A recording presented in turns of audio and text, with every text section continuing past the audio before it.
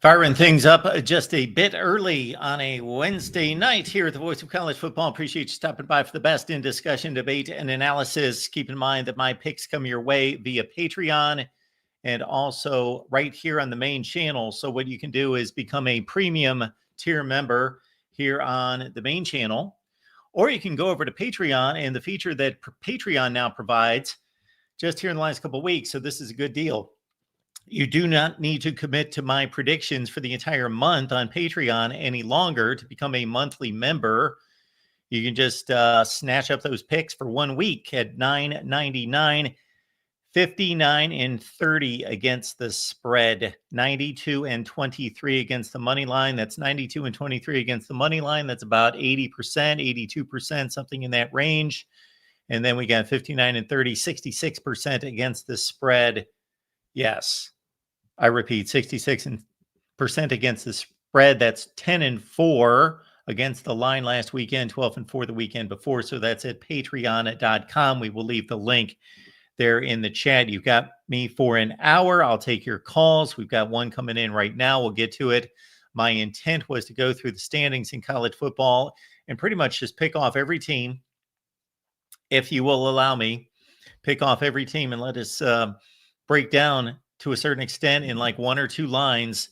Is this team the same team that we anticipated it being this season? Or is it markedly better and why? Or is it worse and why? All right, but we got a call coming in from our buddy DeAndre. DeAndre, what's going on? Man, we did pretty good this weekend, didn't we?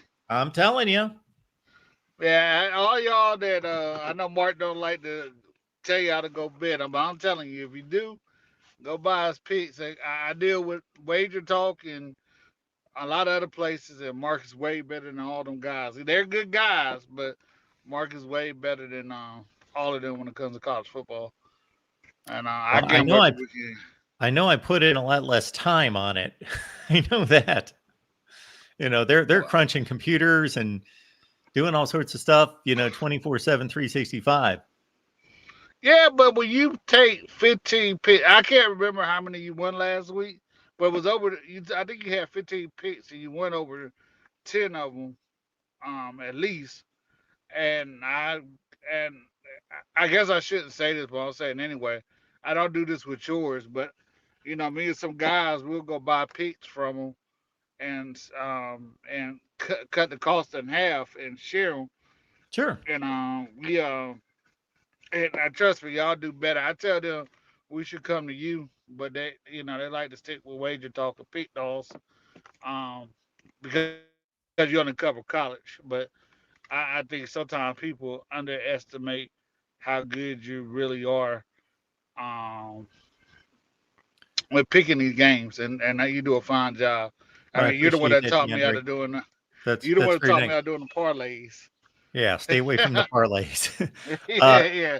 I still remember a caller. This was a long time ago, 6, 7 years ago, probably, maybe not that long, because I came across something the other day and it was something I did like 3 years ago. And I thought it was like 8 years ago and it was only three because time Hmm. just, man, you do so many shows and so many videos. But anyway, this guy said, what I do, Mark, is I make all my picks and then I look at all your picks and whatever picks we both agree on, I figure those got to be good. And he was making a killing matching up what he felt good about and what I felt good about and putting both of those together.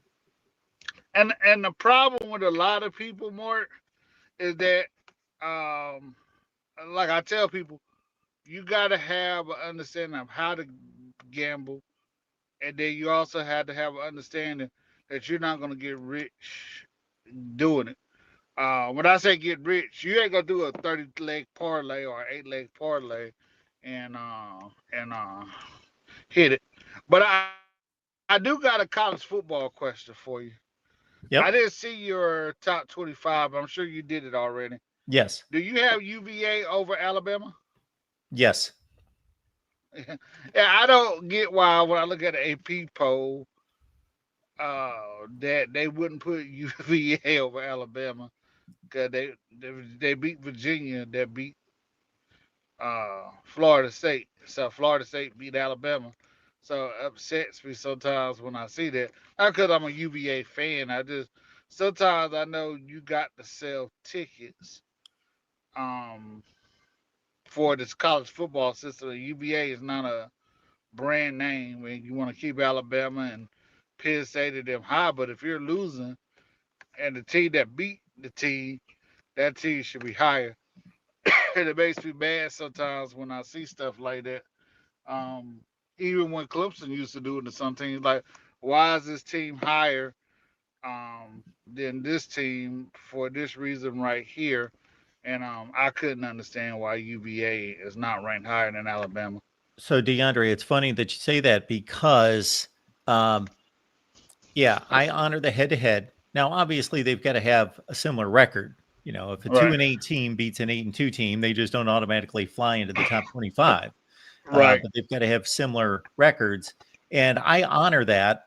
And it's going to get corrected if UVA is not a good football team, they're going to lose games, and this will prove out. I actually had somebody because I picked. I still have Florida State over Alabama because they beat them by 2 touchdowns, and they've Hmm. got the same record. That somebody actually had the gall in the comments to say, "You're an idiot. Why'd you rank Florida State over Alabama? You know, if they played again, Alabama would kick their asses." And I'm like, Yeah, this ain't basketball. You don't they, know they that. did play. They did play. That's No, the I thing. said they They played did again. play. Yeah, and they played again. We don't know that. It's We don't not know. basketball. That's Yeah, why we take the games that are actually played. yeah. So that's what I want to ask you. And also, do you think Franklin got much time at Penn State? Oh, absolutely. He's got a lot of time. Mm, Sure. They're not going to fire him unless he goes maybe 8-4 this year. right. Okay. I was just wondering because I they just I hate quarterbacks. So Drew Aller is one of those guys I thought was always overrated. I don't know if we ever talked about him, but I always thought he was overrated.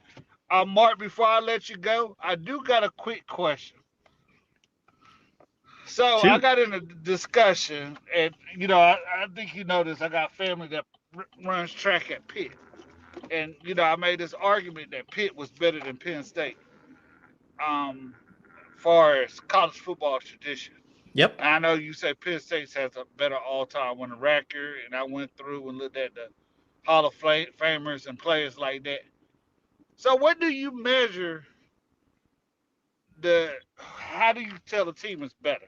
Because obviously, some people say, well, if you're gonna use that logic, the guy told me that all-time Penn State has a better record than Pitt, and I said, well, Wake Forest has a better record against Georgia.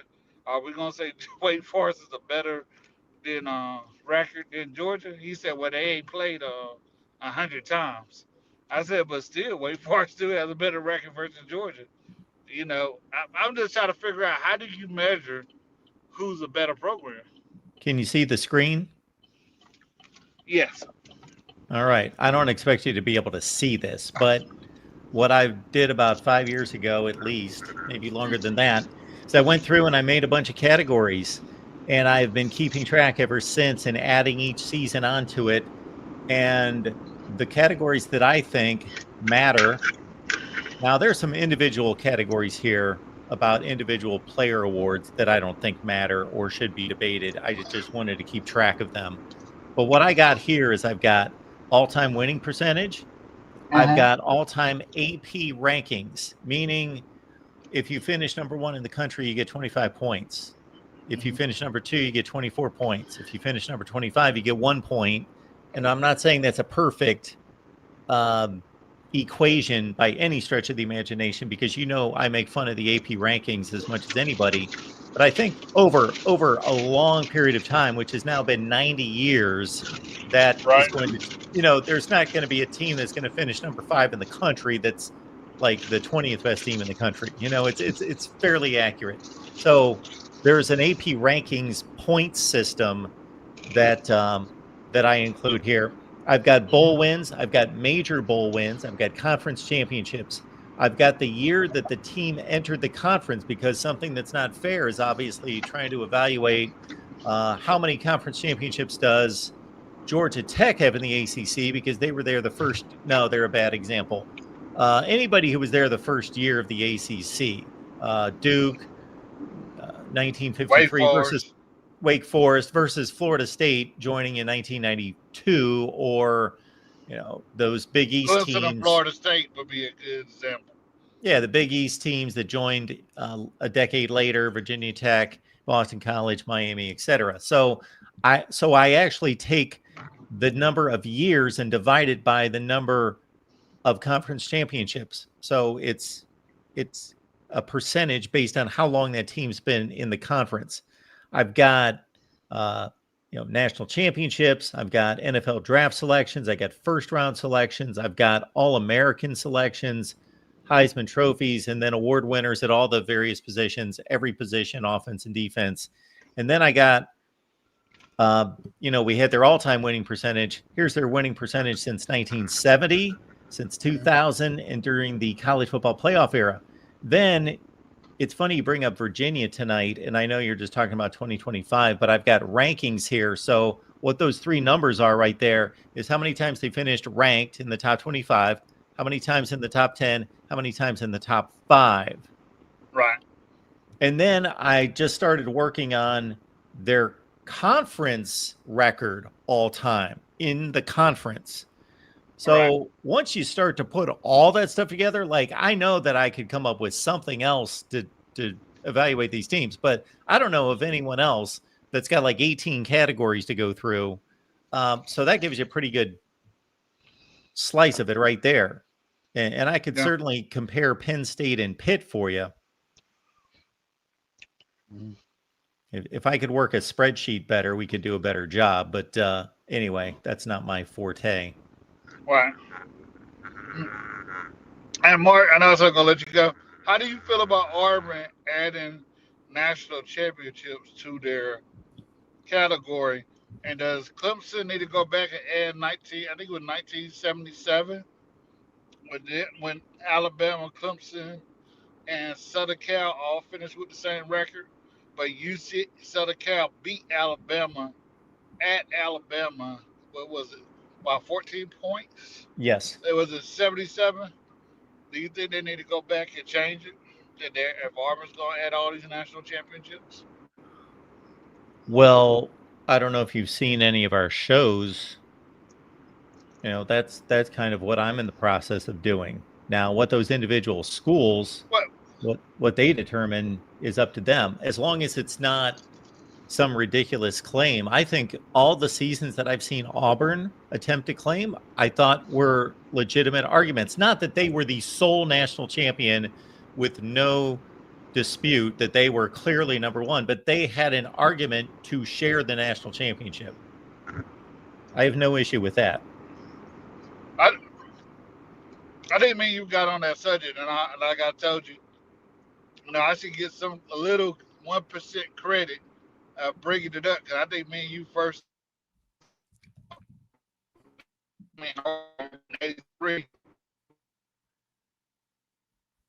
We are losing you a little bit here. A couple of them, it might not have been.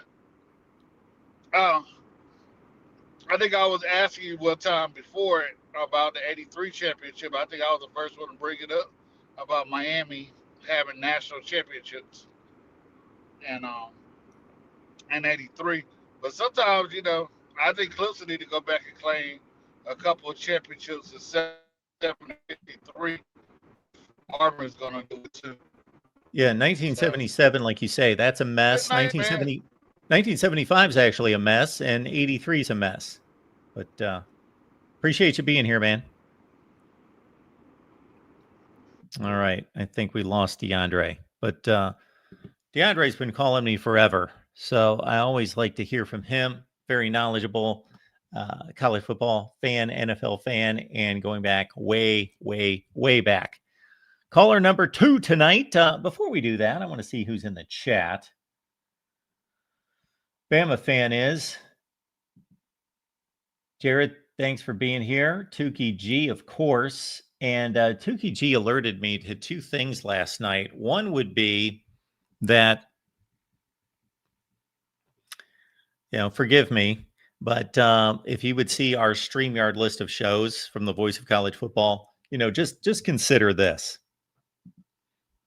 Let me find this. Humor me just slightly. So this is our list of shows. This is our list of shows here at the Voice of College Football. Not giving away any trade secrets. These are just the kind of documents I've got to keep track of. So this is our list of shows all week. So you can imagine in our StreamYard where we have to schedule all these shows and then we have to build a link for the show and set up the studio for the show. We've got all these shows in for the week. All these shows. And so then I went in there and for whatever reason, last night I grabbed the Ohio State show that I ironically set up for the next morning. So I grabbed the Ohio State link, went into that studio, started the show, and Tukey G alerted me to me being in the Ohio State show. So we were broadcasting on the Ohio State Network channel because when you set up these shows, you then connect them to the appropriate channel. So we were on last night, everyone. If you were looking for us, we were on, but we were on the Ohio State channel. And I did an abbreviated show. Now I took that record and I posted it over here so you can catch up with that. So my apologies there. And then Tukey G also alerted me to the fact that because I found out earlier in the day that it was Jackson's birthday, that I gave Jackson the option to I could serenade Jackson for his birthday with a happy birthday but rendition. But I did not see Jackson's response, whether he wanted that or didn't want that. But I kind of took it from Tukey G's comment in the chat last night that Jackson actually wanted me to sing him happy birthday. I don't know that for sure. But so then I missed out on the opportunity to do that because I didn't see that comment until after the show was over. Okay. Whatever all that means.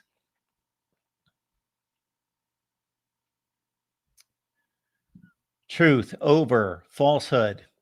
I believe truth over falsehood was in our Miami show tonight, and we had another great Miami show tonight.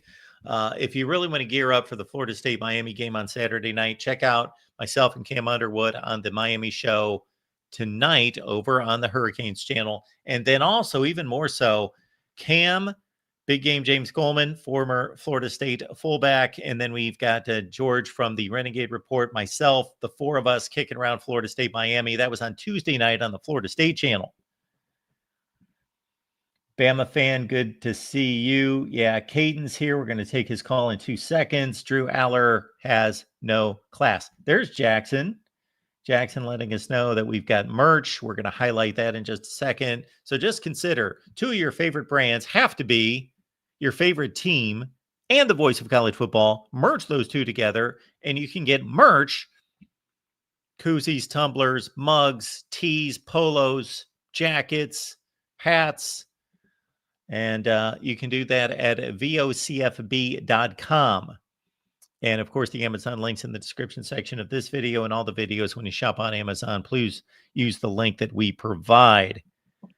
Caller number 2 is Caden. Caden, what's going on? Good evening, Mark. How are you, sir? I'm doing great. How are you? Well, you said my name and I'm here. So, I'm here. Well, I believe you called and then I said your name. Touche. So what's on your mind? Florida State, Miami. That is going to be an interesting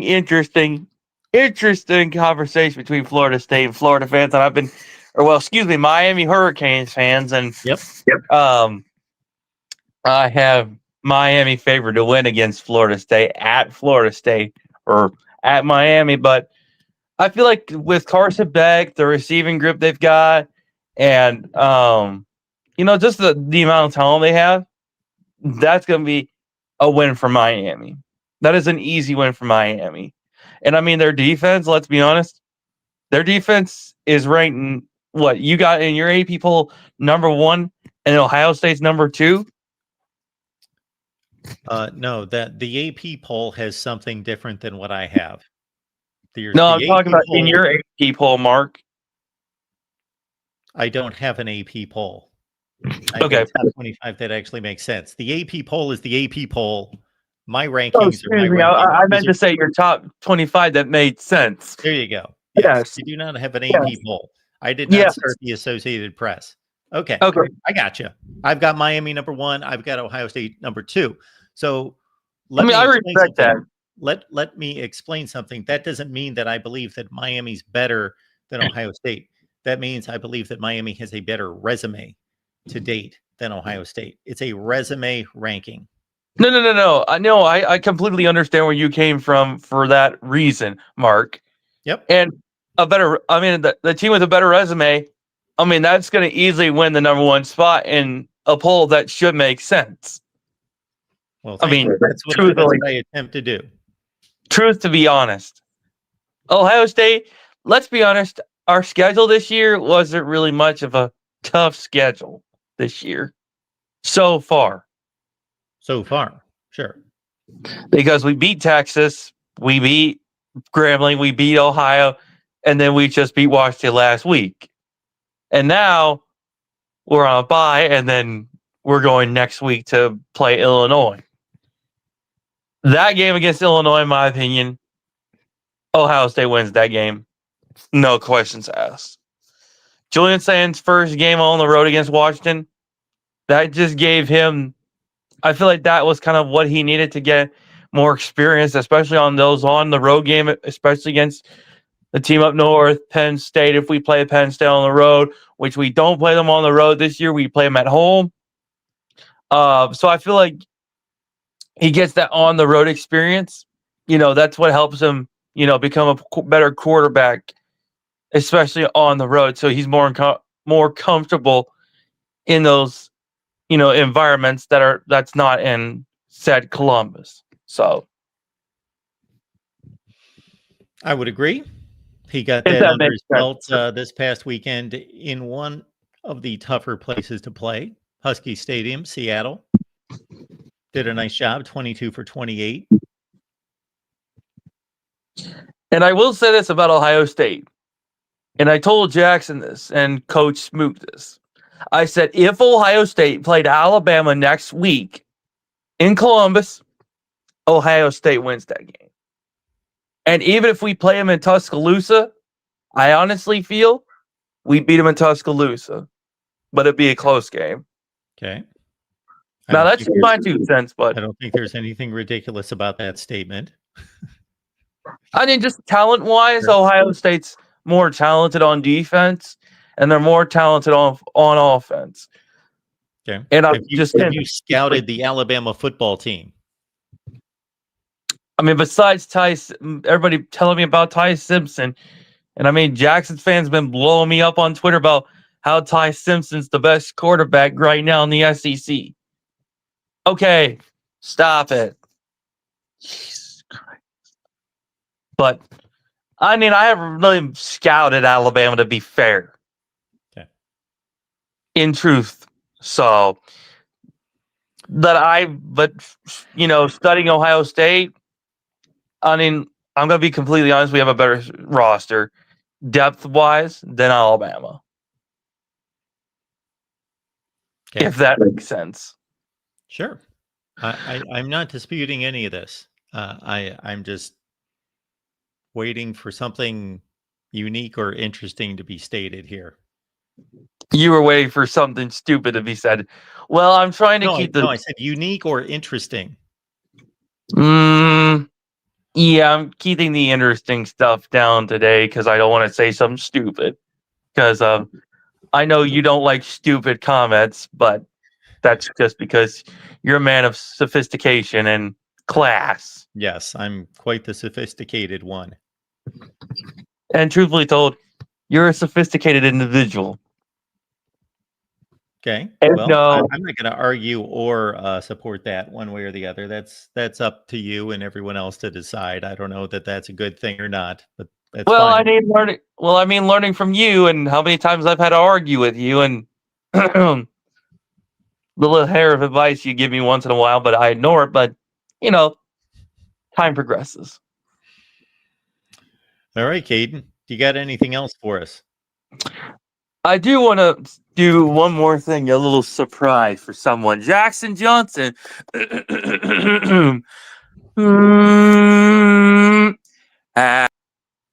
So let me clarify something here. I want to find something out. So if first of all, I'm a little confused here. So let's get this birthday situation sorted out. So Jackson had his 28th birthday on Tuesday. Correct. Jackson with his 28th birthday. I did see the clip from the Feinbaum show as well, where Jackson cunningly slipped that in there. And Feinbaum certainly not giving him the recognition that I do.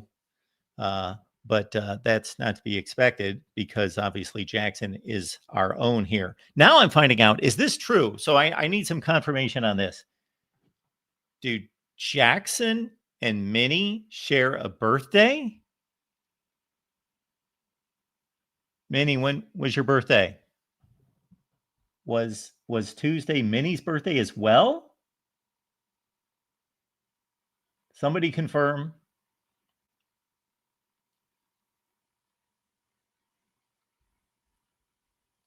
Is Minnie still with us? Fifth, and she's telling her age, which I did not ask. I'm a gentleman. And many people would be shocked to know that Minnie is of that age. She looks remarkable. We all know that. She looks great. Okay, so Minnie has turned wow, that's a is that a golden anniversary? Silver's 25. Regardless, so it's Minnie's birthday to be celebrated this week on Tuesday. My apologies for missing it. And my double apologies because I actually knew of Jackson's birthday, but again, we had a bit of an issue. My fault with the link in the feed last night. Therefore, unless I'm mistaken, and if I am mistaken, I will bring back Caden if there was a request for Caden to sing happy birthday. I don't remember anything like that.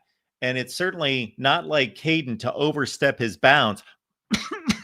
It's not like Caden to overstep his bounds and like take on something that was not asked of him or anything that anyone wanted of him. But if that is the case, I will give up the platform and we will allow Caden to come back on to sing happy birthday to Minnie and Jackson. What I told Jackson last night during I believe it was the Big Ten Live show on, Tuesday, I told Jackson that if he wanted me to sing him happy birthday, that I would do so during the late night show. So if Jackson has that request, if Minnie has that request, we certainly have two of our I've come up with about 4 words that don't apply, males and females at the same time. Two of our pillars, our stars, 2 of our stars here at the Voice of College Football. Minnie on Sunday nights with Doreen, the ladies of college football. Everybody watching here, please check them out on Sunday night, 9 p.m. Eastern Time. It's unlike anything else we do here at the Voice of College Football. Minnie and Doreen talking college football with you Sunday nights at 9 p.m. Eastern Time. And then, of course, Jackson holding down the fort as the main guy there with the Alabama channel. Mondays, Tuesdays, and Thursdays. And then you see Jackson all over the place as well. So, believe me, I am not in any way am I pushing that I want to sing. I've done that a couple times and it drove certain people away. Other people laughed. I got a few pats on the back, that sort of thing. But I think Jackson has left us. Therefore,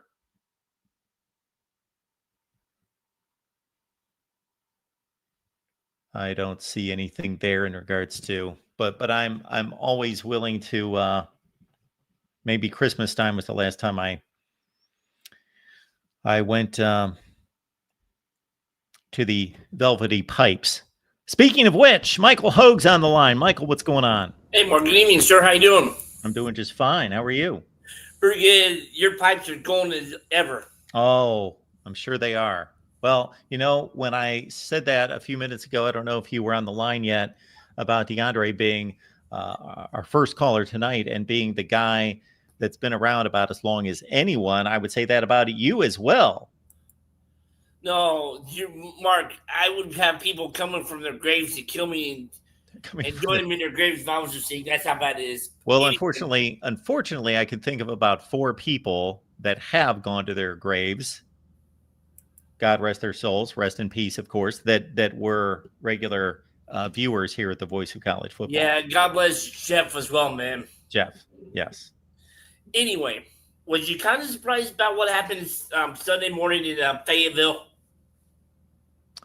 Yeah, we didn't talk about that. We didn't get around to Sam Pittman. No, I'm not surprised. I thought that he was on the hot seat for the entire season, so I was surprised in the timing. Mm-hmm. Although you always have to look out for those bye weeks. And does Arkansas play this week? I'll have to look that up because I'm not positive. I wouldn't be surprised if they've got a bye week this week because that seems to be a typical move. But I was anticipating after that Notre Dame debacle where they really caved in. They came into that game at 2-2, and their 2 losses were not bad losses. They competed down to the final seconds of the game. They could have been 4-0 going into the Notre Dame game. But, they were headed toward another 5 or 6 win season, and they've just been plodding along. And I think Arkansas wants better. Yeah. No, they got the bye week this week, but I'm just looking at their schedule. Their next 2 games is brutal. Yeah, they are. I think their entire schedule the rest of the way is pretty brutal. Yeah.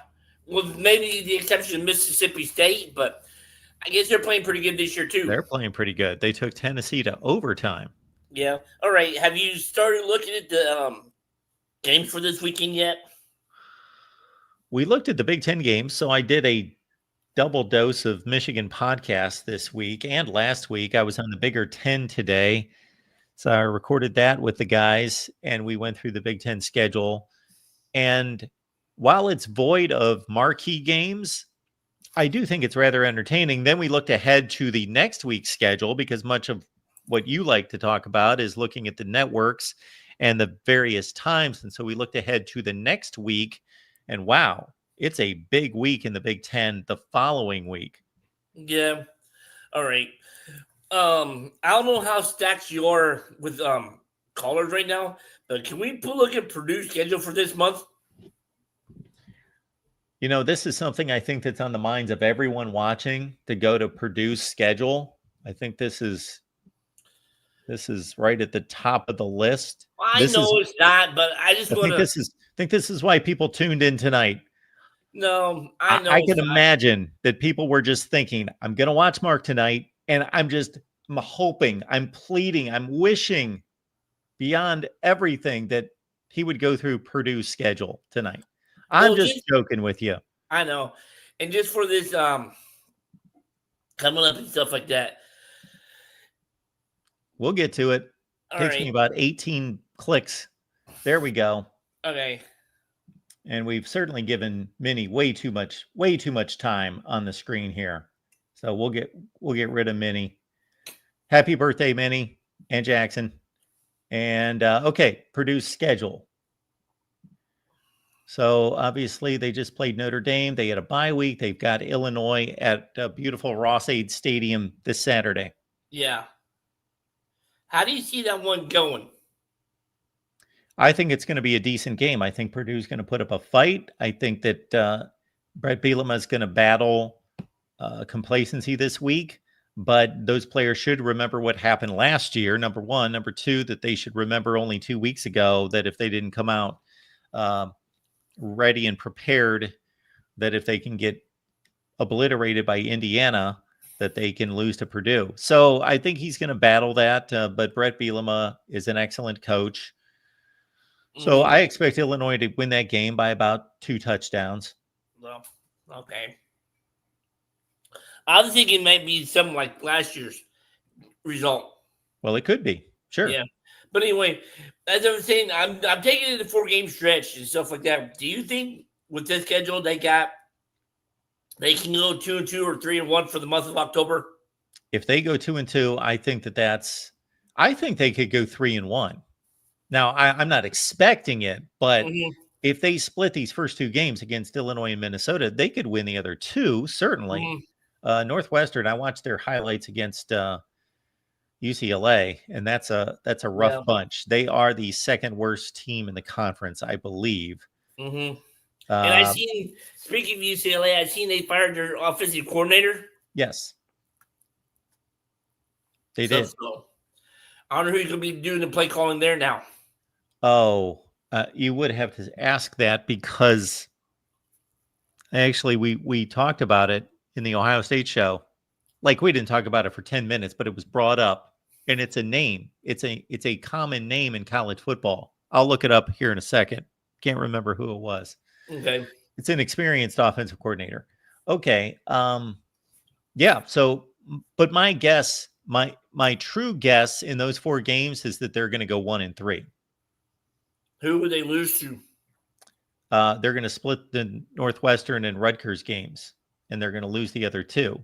But I think 2-2 is a good goal. I think if they go 2-2, I would applaud Barry Odom. That would be, you should feel good about 2-2 in those games. Yeah, because I know the last portion of the schedule is going to be brutal. Yeah. But you never know. Purdue's been played the role of the Spoilermakers before in the past and stuff. So those were better Purdue teams. You really think so? So the one time they beat Ohio State in 2009 in West Lafayette, and that Ohio State team finished top 5 in the country and won the Rose Bowl. Now, that was not a good Purdue team. But the other ones were pretty good teams. Yeah. You know, this team's going to go, what, 4-8? No, wait a minute. So they won the 3-9 No, they lost to Notre Dame. So they're 2-1? 2-2. 2-2. Yeah, they played USC. All right, 2-2, and I think they're staring at 3-9. I'm saying 4-8. Well, yeah, I can see that as well because we just talked about it. Northwestern Rutgers could be a back-to-back win for them. And then let's also remember there are going to be surprises this season. So if you want to give me, or you want to allow me to give you the wins in order or the most difficult games or the least likely games, I think it starts with probably Ohio State and then Michigan, then Indiana, then going to Washington, then Illinois, then going to Minnesota. Rutgers and then Northwestern. And Rutgers and Northwestern. Yeah. I think going to Northwestern is going to be their win. Yeah, it could be. But on the flip side, say Purdue runs the table and goes 6-2 at the end of October. Does that pretty much all but lock up Barry Odom as the coach of the year for the Big Ten?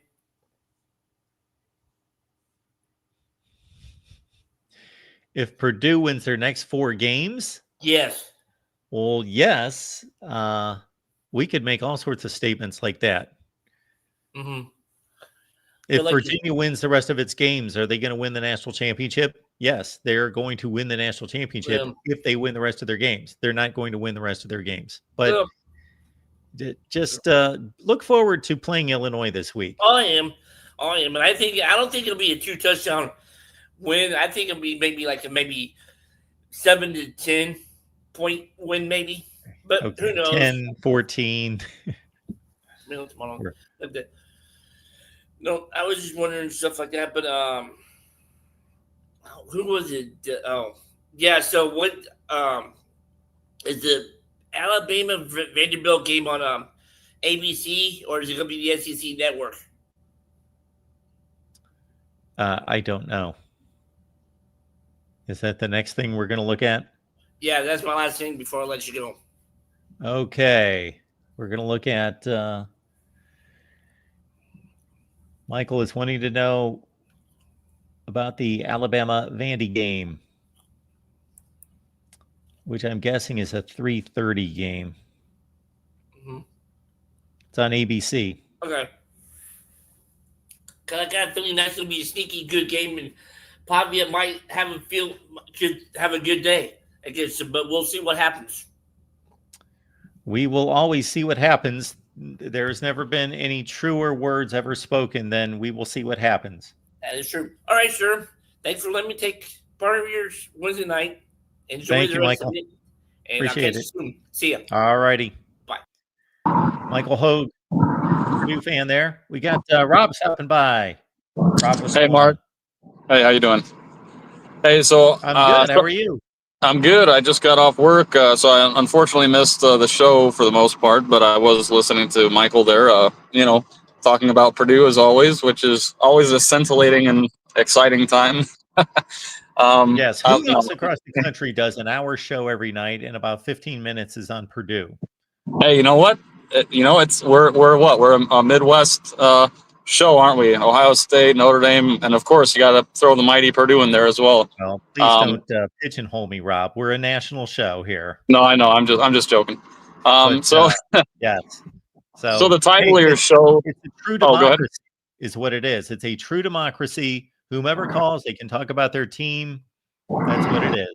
Right. Yeah, I was just kind of joking. Obviously, we got a big, especially a big SEC component to the show as well.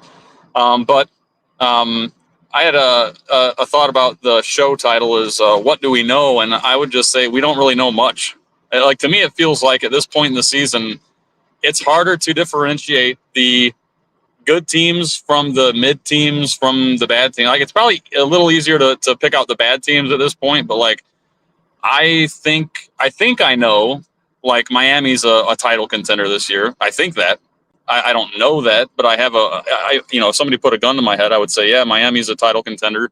I thought I knew that Florida State was going to be a pretty darn good team, and then they go and lose to Virginia, but maybe Virginia's really good, right? And like Alabama beating Georgia, that's always impressive, but Alabama got waxed by Florida State. I mean, there's just so much, like, I mean, you look at LSU, right? I mean, now I thought they were overrated pretty much all year because that Clemson win aged like milk, and they didn't really play anybody after that. I mean, beating Florida was no big deal.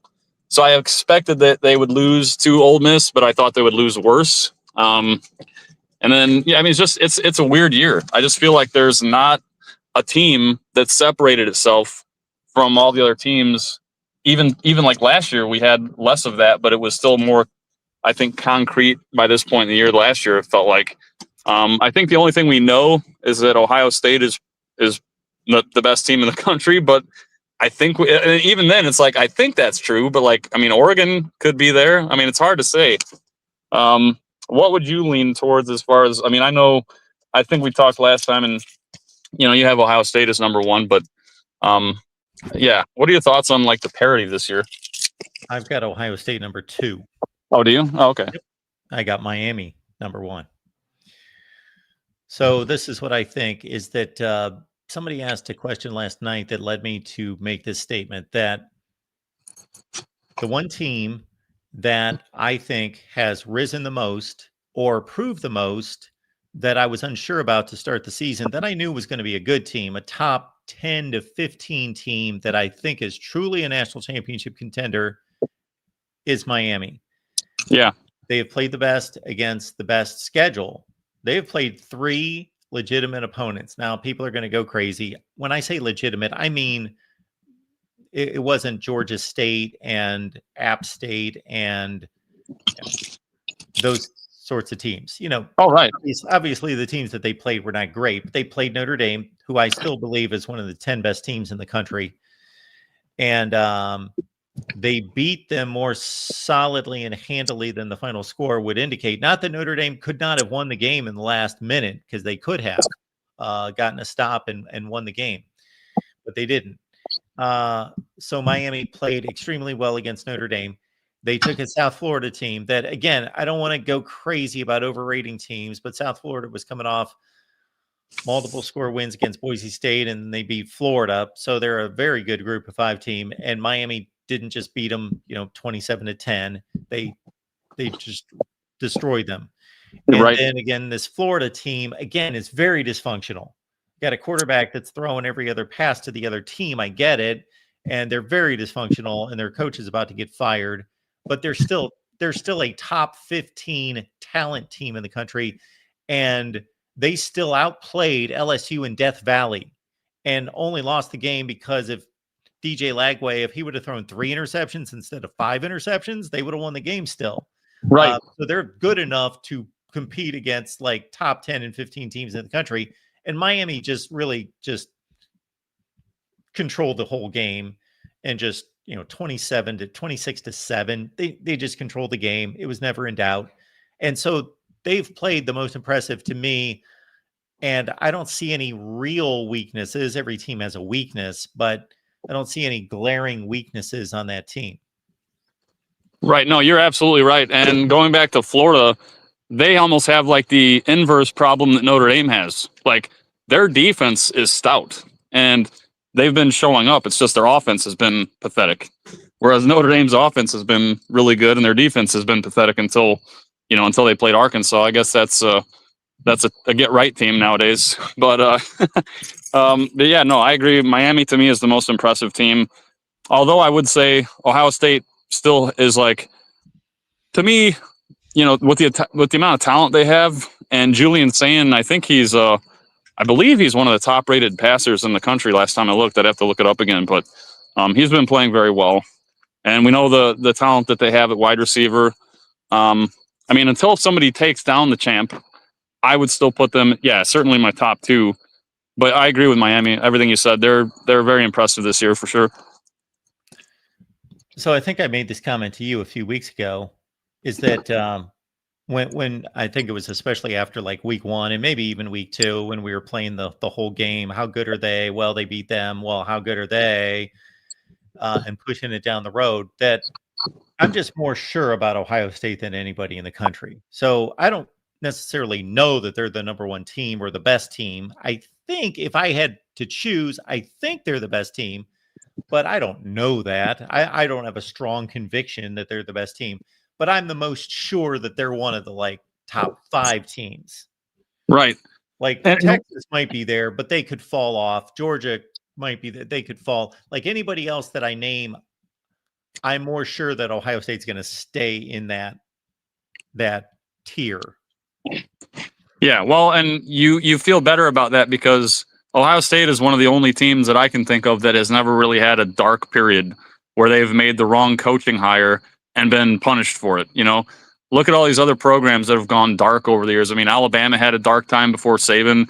Obviously, Notre Dame, had a huge dark time between Holtz and you could say Brian Kelly, but yes, that whole time. FSU, and I'm still not sold that Mike Norvell is the right guy for that job. He seems to believe that reloading through the portal is the best way to build a team, and that's like a double-edged sword there. So we'll see how that goes. I do think Miami is going to beat FSU, but I think FSU, they had a bye week and then they played Virginia, and I think they probably overlooked Virginia.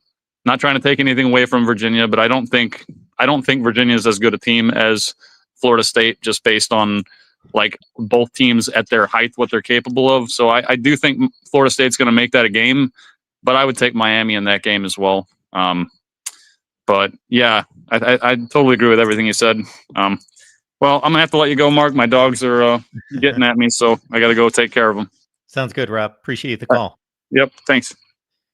I'm going to make a stupid, this is really not an analogy. It's more of a comparison or contrast or comparison. This is a really bad one, but it comes to mind when Rob mentions Florida State possibly looking past Virginia.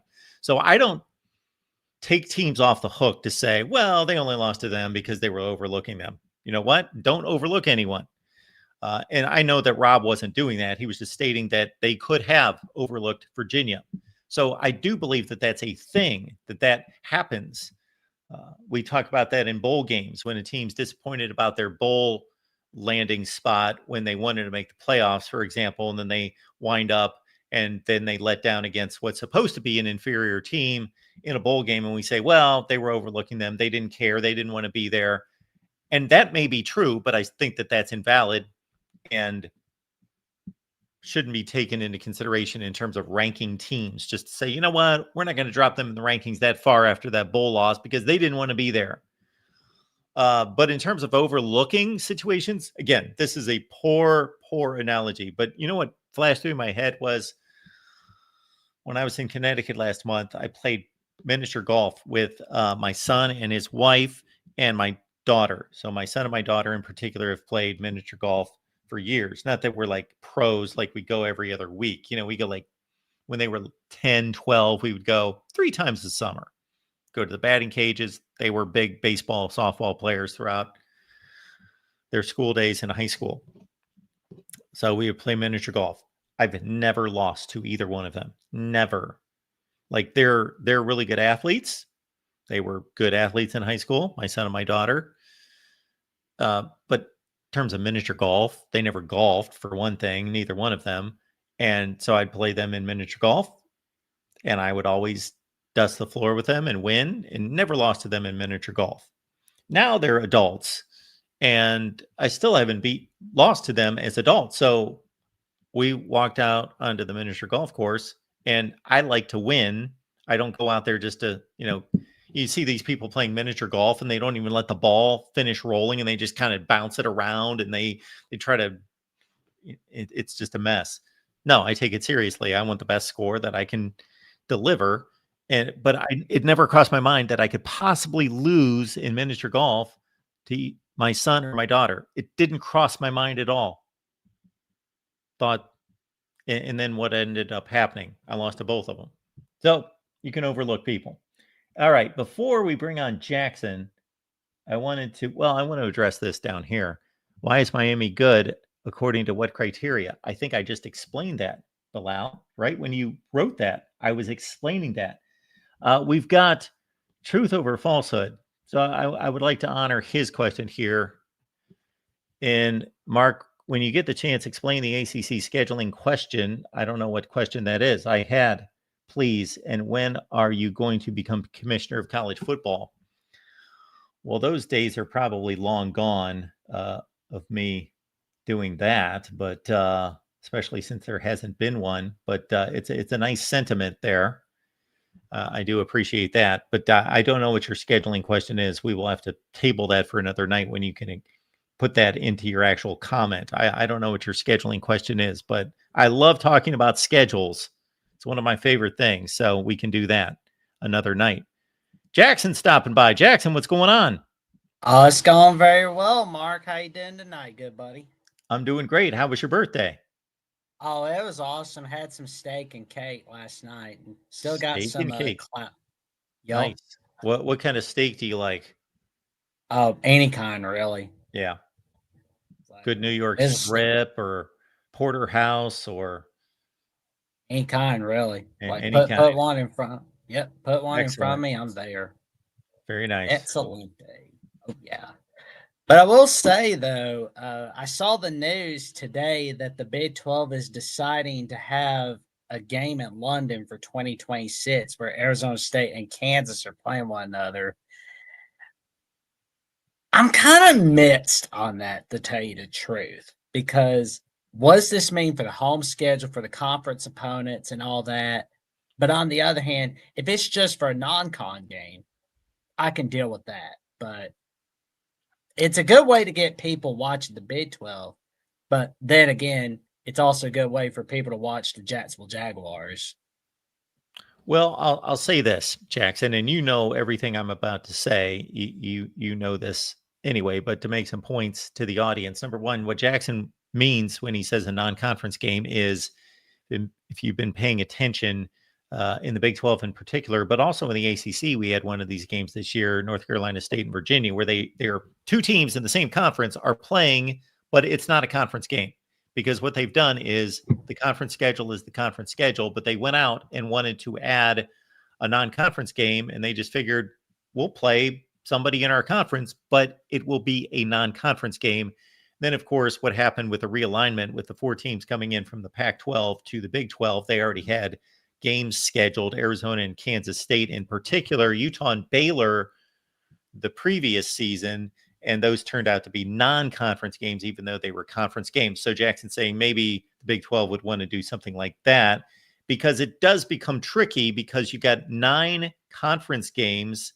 So you're already working in an unfair world where half the conference gets 5 home games and the other half of the conference gets 4. Now that the conferences, and they do the same thing in the Big 10, make sure that they flip those teams the next year, but still for that particular season, it's not fair that you only get 4 conference games. So the first thing I would imagine, Jackson, is that they make sure that the teams that get sent to the overseas game are the teams that had 5 home games. So now they really have 4, but they still get ripped off because then the next year they only get 4. So it doesn't really work out. Yeah, somebody gets gypped along the way slightly. Yeah, I mean, like paying a lot of money for one trip to England, that's going to hurt in the long run. I mean, you're losing out on money for the home game, like whether you're in Lawrence or in Tempe, Arizona. So I'm going to go to one of my favorite sites, which is College Football TV ratings. I don't know if they will have the TV ratings already for this season. I think they will, but I'm curious to see. Yeah, they do. I want to see what Kansas State and Iowa State did in week 1, or week 0, which is always a really good ratings game. Georgia Tech, Florida State the year before, even Notre Dame Navy did a really good number the year before that. So here we go. We've got, so if we go back to week 0, there's a week 2. So here's week 0 and 1. My Miami friends on the Miami channel, I didn't want to rain on their parade talking about having maybe the most watched game of the college football season this weekend against Florida State. They're not hitting this 16 million number that Texas and Ohio State did. So anyway, so we had Iowa State and Kansas State at 4.47 million. I'm guessing that there are no other Big 12 games that have hit that number. We will see here in a second. I don't believe so. 4.47 Iowa State. Well, that's a Big 10 team included. It's impressive that Colorado gets Delaware and they hit almost 3 million. But yeah, that's going to be the highest rated Big 12 game. Oh, not even close with Colorado Houston. Yeah. And then we've got, let's see, week 4 is what we had there. Texas Tech, Utah Texas was Tech, pretty Utah. good. Yeah, that was a Fox noon game. So there you go. Or 11 a.m. for our folks in the Central Time Zone. And then, this past weekend, there was really nothing on the Big 12 radar at all. BYU and Colorado, late night on ESPN, 2.46. So that's one thing. And you already mentioned that the conference gets to showcase itself in week 0 and get probably its highest rated game of the season. Oh, no doubt. But it'll be interesting to see what happens with Arizona State, Kansas next week. Next year, because like it'll be at week 3 of the season. Like that's the thing right there. It's I hope it works out for the Big 12, but there'll be a lot of eyeballs on that game. That's for sure. I just hope they don't put that game at 8 a.m. But if they do, be like, okay. Let's roll up at 5 a.m. Watch little Arizona State, Kansas. For sure. Oh, yeah. All right, Jackson. Anything else? I will say that we've got a wild Thursday lineup right here at the Voice College Football Network. The Michigan Call-In Show, the Bama Call-In Show, Ohio State, and another edition of the Late Night Show with Mark Rogers and friends. Is Matthew Miller going to be on tomorrow, or is it? I don't believe so. I think you're stuck with me. all right with me. I mean, we're not going to have to worry about a crappy Thursday night game. It's Sam Houston State, New Mexico State, I believe, tomorrow night. That means I will be here at 10 p.m. Eastern. Now on Friday, we've got we got BYU and we got a Big 12 game. West Virginia. Yeah, Mhm. I'm not going to wait around for that one. I don't think so. We'll see. I feel like BYU is going to make life miserable for West Virginia. Yeah, you would. Yeah, think because I don't know why, but I feel like the 2025 West Virginia team having a really bad year is a blessing in disguise for Rich Rod and company for 2026 and beyond. But we'll definitely learn more about that, especially with Houston, Texas Tech on Saturday. Because, I mean, there again, Houston, bad year last year. This year, it looks like they're having a great year.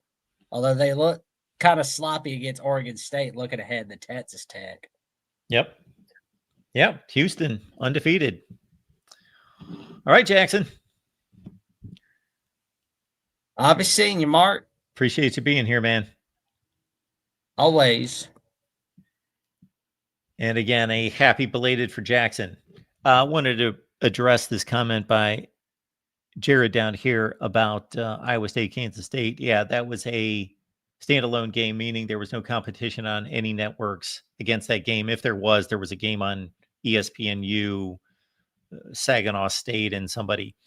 No real games because that factors into these ratings. So that's what makes the Ohio State Texas rating even more impressive is that they were playing noon Eastern time on week 1.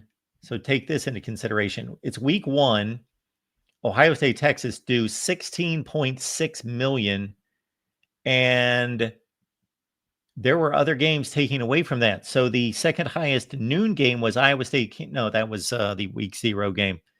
So we had a Syracuse, Tennessee game with 2.5 million taking away from that number.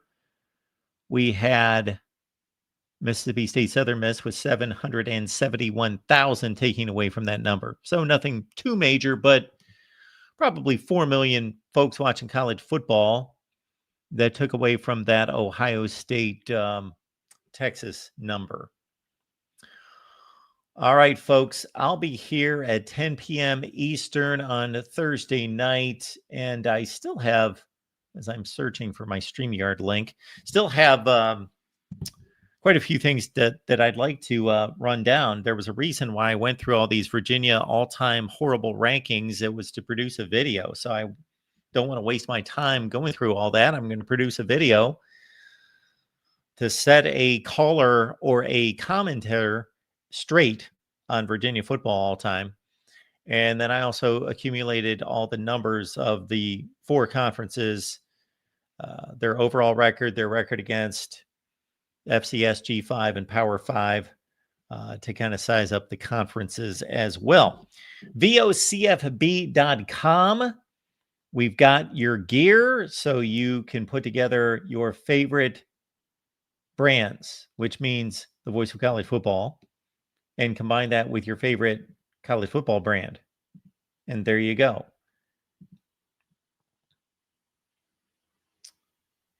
What do we got here? Got an ad in the way. And I again have way too many tabs open. There we go.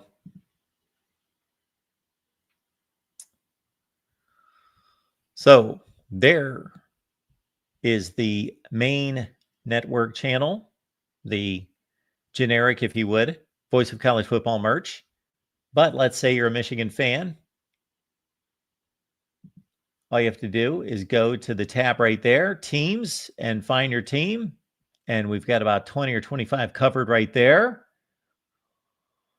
On behalf of Minnie and Jackson's birthdays, we'll check out the Nebraska merch.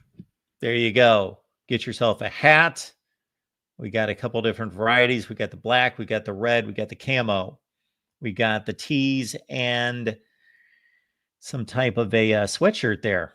Nice. And again, that's the voice of college football in Nebraska. Good looking stuff there with the tumbler, the mug, koozies as well. There you go. So pick out your favorite team and merge that with the voice of college football. It's vocfb.com, vocfb.com. And while you're there, check out the articles by Matt Zemek and the staff here at the Voice of College Football. And yeah, Thursday night, you heard the lineup from Jackson. Another big day and night here at the Voice of College Football. You will see me at 10 p.m. Eastern time right here, taking your calls on a Thursday night, previewing week 6. Have a great night.